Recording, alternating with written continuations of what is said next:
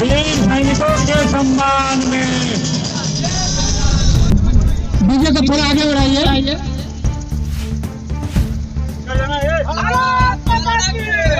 भारत माता की, भारत माता की। पीछे चलेंगे।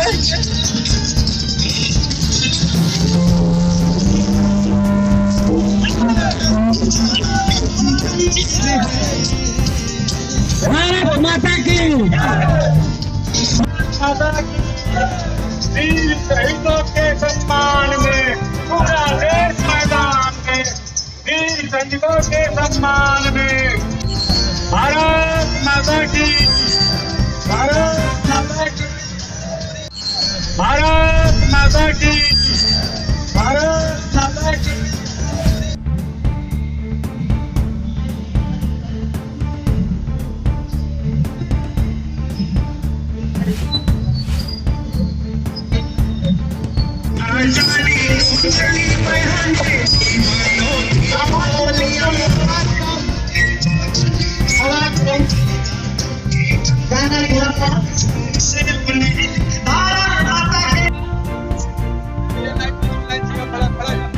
सभी लोग अपनी सुविधा अनुसार न खड़े होकर कार्यक्रम की सुविधा अनुसार राष्ट्रगान के लिए आप लोग कतारबद्ध हो जाइए। हमारे राघवेंद्र राय जी, सर्वेश राय जी, तमाम उद्योग सुंदर जी, हमारे तमाम कार्यकर्ता साथी यहाँ पर उपस्थित हैं। हमारे सभापति विजय गुप्ता जी, मैं 3 बात करना चाहता हूँ उनसे नहीं होगा। ये तो तिरंगा यात्रा का प्रस्ताव है। तिरंगा यात्रा आप देखोगे 2014 के बाद से भारतीय जनता पार्टी की सरकार की जारी है। इस तरह की यात्रा को बड़ा भारत और करती रहती है। हम सब एक भारतीय जनता पार्टी के कार्यकर्ता के नाते भी भारतीय जनता पार्टी के लोग हैं तो सैनिकों का सम्मान कर रहे हैं। इससे पहले की सरकारें थी तो नहीं तिरंगा यात्रा निकलता था, तो नहीं घरों पे झंडा फहराया जा रहा था। उसका कुछ कारण कहीं न कहीं वो पाकिस्तान, चीन, अफगानिस्तान के दबाव में रहा करते थे, इसलिए अपने घरों पे झंडा नहीं फहराता था। आज तो वो आजादी है घरों पे झंडा फहराने के लिए।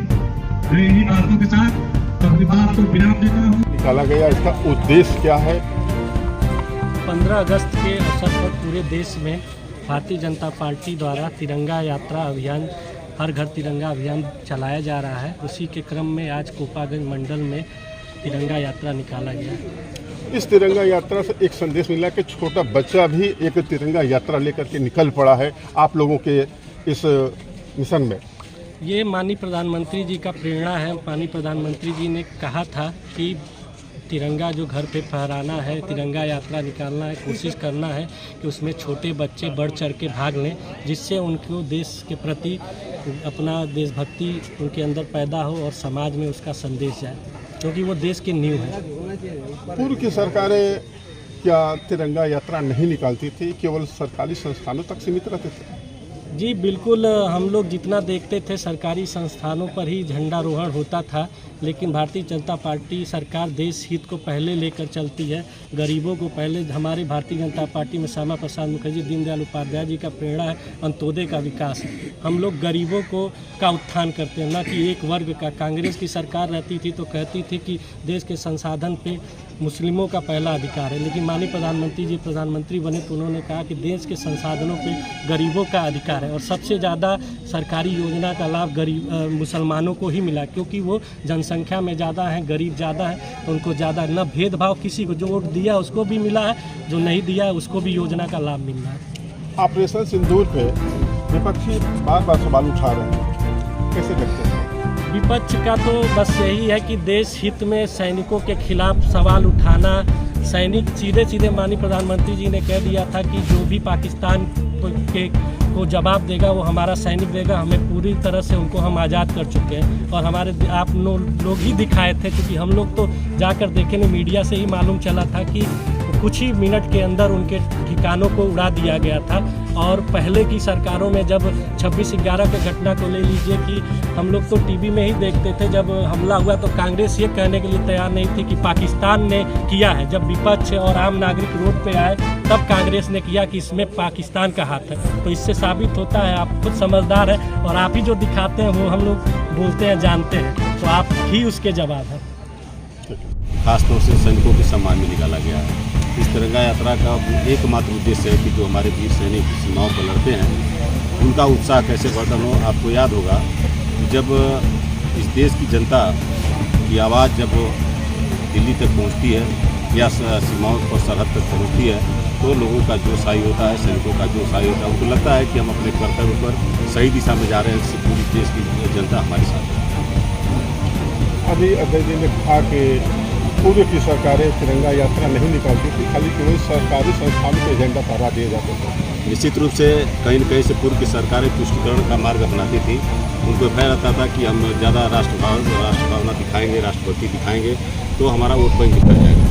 लेकिन जब से भारतीय जनता पार्टी की सरकार आई है वह किसी चीज़ की परवाह किए बगैर केवल देश हित और सैनिकों के सम्मान की बात करती है।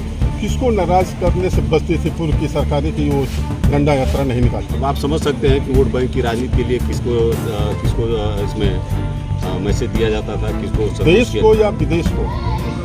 आप हर तरह की शक्तियों को इसमें ले सकते हैं।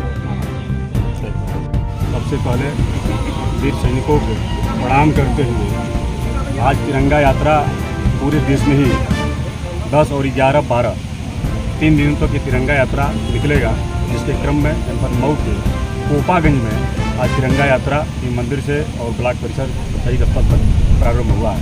यह तिरंगा यात्रा सैनिकों के सम्मान में, जो सरहद पे सैनिक हैं, हम लोगों के लिए लड़ाई लड़ते हैं, देश का सम्मान बचाते हैं और अपनी जान भी गंवाते हैं, तो उनके सम्मान में उनको भी लगे कि देश में हमारा सम्मान हो रहा है, तिरंगा यात्रा निकल रहा है, उनके सम्मान में तिरंगा यात्रा निकल। आपने अभी अपने भाषण में कहा कि पूर्व की सरकारों में तिरंगा यात्रा नहीं निकल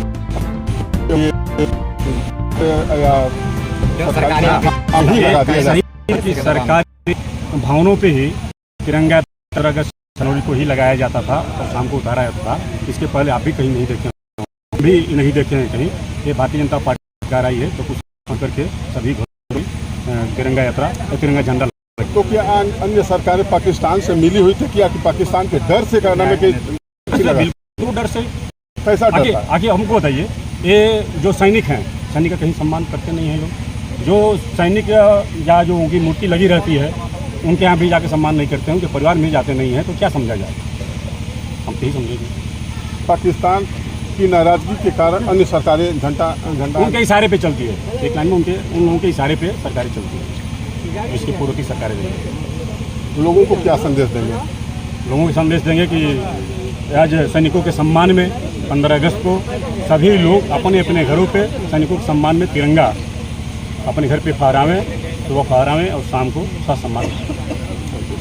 इस समय भारत देश अमेरिका के बीच कहाँ सुनी चल रही है, आप उसको किस तरह से देख रहे हैं? ट्रंप को देखिए, ट्रंप दबाव बनाना चाहते हैं भारत पे, लेकिन इस देश के लोकप्रिय, जनप्रिय, शक्तिशाली प्रधानमंत्री नरेंद्र मोदी जी दबने वाले नहीं हैं।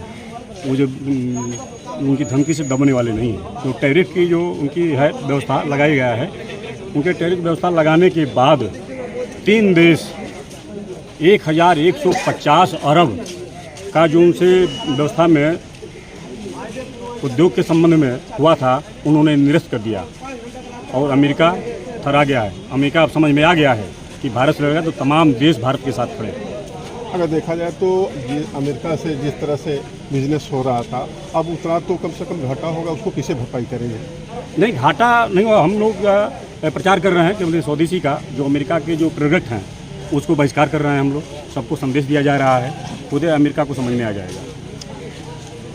अगर अमेरिका पूर्ण रूप से प्रतिबंधित कर देता है तो हमारी अर्थव्यवस्था पर क्या प्रभाव पड़ेगा? भारत से भी तो अमेरिका में जाता है, भारत से भी तो समझौता है, तो हम भी उसको बंद कर देंगे, उनकी भी व्यवस्था बंद हो जाएगी।